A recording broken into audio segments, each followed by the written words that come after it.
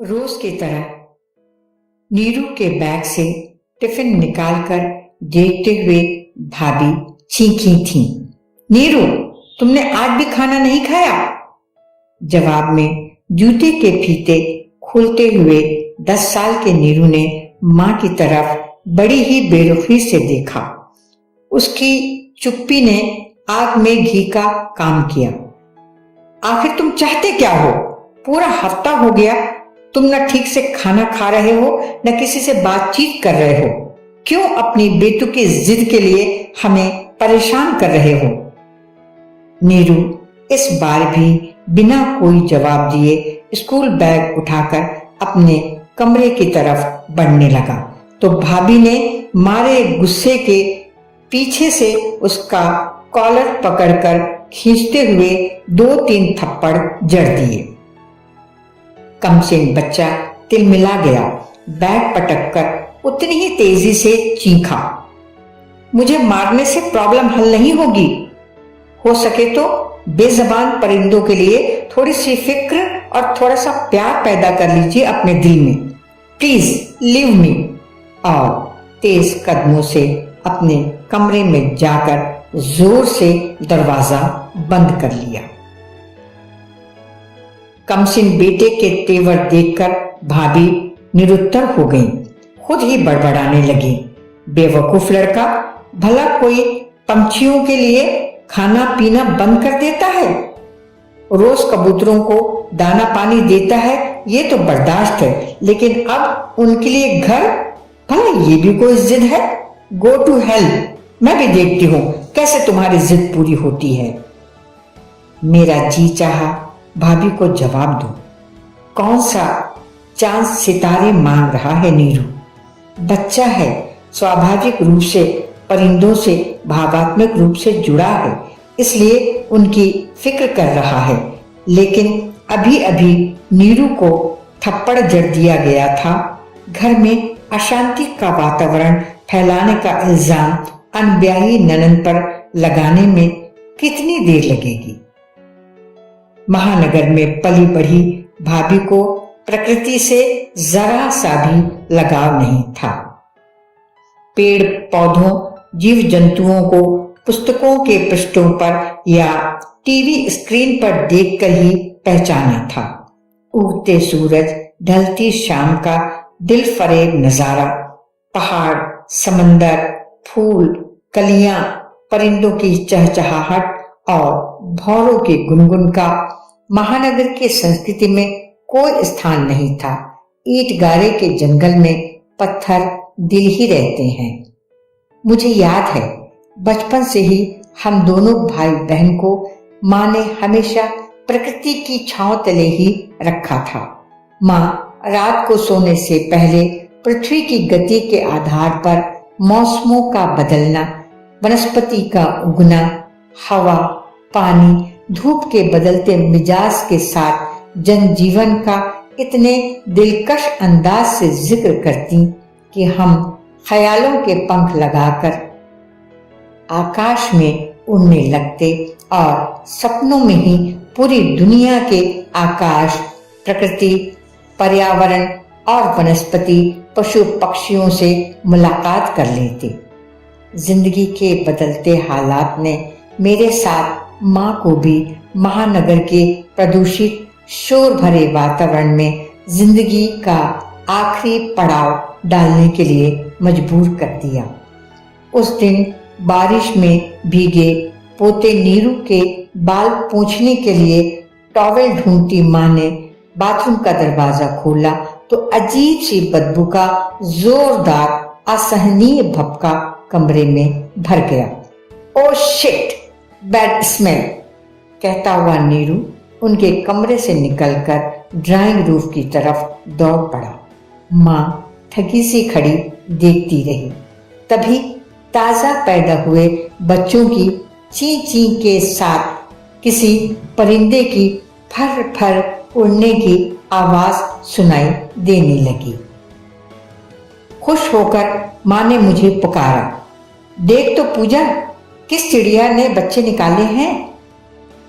Stool पर चढ़कर bathroom के वेंटिलेटर से झांक कर देखा मैंने। माँ, सफेद कबूतर के 3 बच्चे हैं, लेकिन भीगे, सर्दी से कांप रहे हैं। सुनकर माँ ठंडी उच्छ्वास भरकर रह गई। अगर गांव होता तो माँ उनके न भीगने का इंतजाम किए बिना नहीं रहती। 6 मंजिला बिल्डिंग के ग्राउंड फ्लोर से ऊपर तक 2 फ्लैटों के बीच 4 गुणा 2 फुट की जगह छोड़ी थी बिल्डर ने हवा और रोशनी के लिए। माँ की पीड़ा छलक पड़ी। पेड़ों को काटकर शहर बसा लिए लोगों ने, तो ये पंछी कहाँ जाएंगे भला? आखिर भगवान ने हर प्राणी को जीने का हक दिया है। मानवीय जीवन को सहज और सुविधाजनक बनाने के लिए सभी के काम बांट दिए हैं, तभी तो पारिस्थितिक संतुलन बना रहता है। मौसम के खुलते ही कटोरी में दाना पानी रख दिया। धीरे से माँ ने बाथरूम का दरवाजा खोलकर। माँ का परिंदों के प्रति विशेष अनुराग हमने बचपन से ही सुबह शाम उन्हें ढेर सारी रंग बिरंगी चिड़ियों, कौओं को दाना खिलाते हुए रोज देखा था। पंछियों के स्वर में तो माँ को मंदिर की घंटियां सुनाई देती। मुर्गे की बांग सुनकर कहती, देखो अजान दे रहा है मुर्गा। लेकिन महानगरीय परिवेश धीरे धीरे लीलता जा रहा था। माँ के भीतर पंछियों के प्रति उत्पन्न ममता भरे अनुरागी समंदर को। नीरू दादी की रोक टोक के कारण कुछ कटा कटा सा रहने लगा था उनसे, लेकिन उसकी छोटी बहन हमेशा दादी के इर्द गिर्द ही बनी रहती। ढेर सारी कहानियां, अनेकों किस्से दादी की गोद में सर रखकर एकाग्रचित होकर सुनती। स्कूल आते जाते वक्त अक्सर नीरू को कबूतर के बच्चों की खूबसूरती, लाल मोतियों जैसी आंखें और मखमली सफेद परों का जिक्र करना नहीं भूलती थी। गर्मियों की छुट्टियां हो गईं। नीरू दिन भर वीडियो गेम, इंटरनेट और क्रिकेट मैच देखते हुए बिताता। कबूतर के बच्चे बड़े हो गए थे और उड़ना भी सीख लिया था। कुछ दिन खामोशी रही, फिर नर कबूतर को मादा के पीछे घूमते हुए तेज स्वर में घुर घुर करते सुना। एक दिन वेंटिलेटर से झांक कर देखा तो मादा अकेली अंडे से रही थी। नर कबूतर और दोनों बच्चे नीले आकाश में उड़ रहे थे। स्कूल खुल गए थे। नई कक्षा की नई किताब की पहले पाठ में ही पशु पंछियों के जीवन, उनके महत्व एवं पारिस्थितिक संतुलन बनाए रखने में उनके योगदान की विस्तृत एवं ज्ञानवर्धक जानकारी दी गई थी, जिसे शिक्षिका ने बड़े ही रोचक एवं प्रभावी ढंग से पढ़ाया। नीरू का बौद्धिक स्तर अब किसी बात को मानने से पूर्व तर्क की कसौटी पर कसने लगा था। शिक्षिका ने उस पाठ से संबंधित अपने बचपन के किस्सों को सुनाकर बच्चों के नाजुक दिलों पर अमिट छाप अंकित कर दी। नीरू अब एनिमल प्लैनेट और ज्योग्राफिकल चैनल देखने लगा। इंटरनेट से डाउनलोड करके पशु पंछियों की तस्वीरें अपने कमरे की दीवारों पर चिपकाने लगा। रोज शाम को बिल्डिंग पर की छत पर जाकर घोंसलों की तरफ लौटते हुए पंछियों के झुंड को मंत्र मुग्ध होकर देखता। पशु पंछियों की फिल्मों को छोटी बहन के साथ बड़ी दिलचस्पी से देखता। भाभी उसके बदलते मिजाज से सख्त परेशान रहती। अक्सर मुझे और माँ को सुनाकर बड़बड़ाने लगती। इतना कंपटीशन बढ़ गया है कि अभी नौजवानों को नौकरियां नहीं मिल रही हैं। इन बच्चों के जमाने तक तो पता नहीं कौन कौन सी विकट परिस्थितियां खड़ी हो जाएंगी। लेकिन नीरू को तो कोर्स की किताबों के बजाय जानवर और चिड़ियों की तस्वीरें जमा करने से फुर्सत नहीं है। क्या खास नौकरी मिलेगी इसे? माँ का शुगर लेवल और ब्लड प्रेशर दिन ब दिन बढ़ता चला जा रहा था। एक दिन तबीयत ज्यादा ही बिगड़ गई तो एडमिट करना पड़ा। माँ बेहोशी में भी अपने अतीत को याद करके गाय, बछिया और कुत्तों का नाम ले लेकर बड़बड़ाती।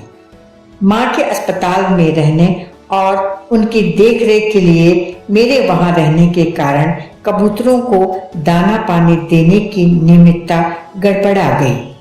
अब उनकी गुटरुंगू में तीखापन बढ़ गया था।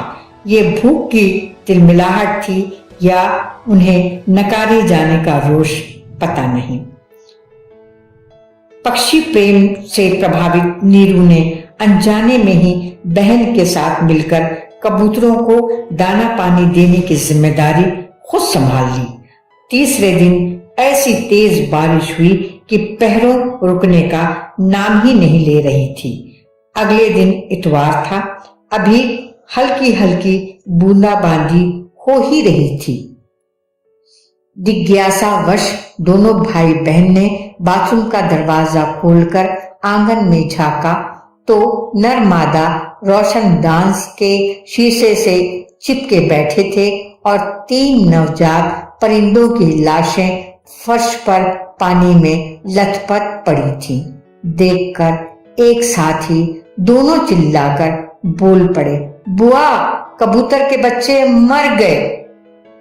नीरू की कातर और भर्राई आवाज ने मुझे स्तब्ध कर दिया। दोनों बच्चे मुझसे लिपटकर रोने लगे। भाभी ने सुना तो चीज से झपटती हुई आई और नीरू को मुझसे अलग करके खींचते हुए अपने कमरे में ले जाकर दरवाजा अंदर से बंद कर लिया। मैं जड़ खड़ी रही और भीतर से आता भाभी का तल्ख स्वर और नीरू का करुण क्रंदन मेरे कानों को बेधता रहा। माँ अस्पताल से लौट आई, लेकिन उस अप्रत्याशित घटना के बाद नीरू ने खाना पीना, किसी से बात करना बिल्कुल बंद कर दिया।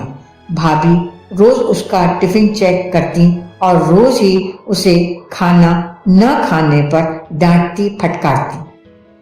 पूरे घर में मातम का माहौल बन गया था।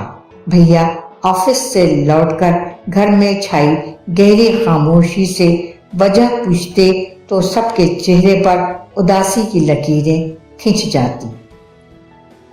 उसी शाम को कॉल बेल बजने पर मैंने दरवाजा खोला तो सामने 2 अजनबियों को भैया के बारे में पूछते पाया। दरवाजा पूरा खोलकर बाहर निकली तो बरामदे में 3 बाय 6 फुट की लोहे की अलमारी, जिसके 12 खानों में जाली के दरवाजे लगे थे, को रखा पाया। मैं बेतहाशा अंदर भागी और जोर जोर से नीरू के कमरे का दरवाजा पीटने लगी। नीरू, दरवाजा खोलो, तुम्हारे लिए सरप्राइज है। नीरू एक पल के लिए विस्मित सा दड़बों को देखते रहा, फिर खुशी से दौड़ता हुआ भैया के गले से लिपट गया। थैंक यू पापा, थैंक यू वेरी मच। मुझे यकीन हो गया कि भैया की यादों में बचपन के दिन अभी भी बरकरार हैं।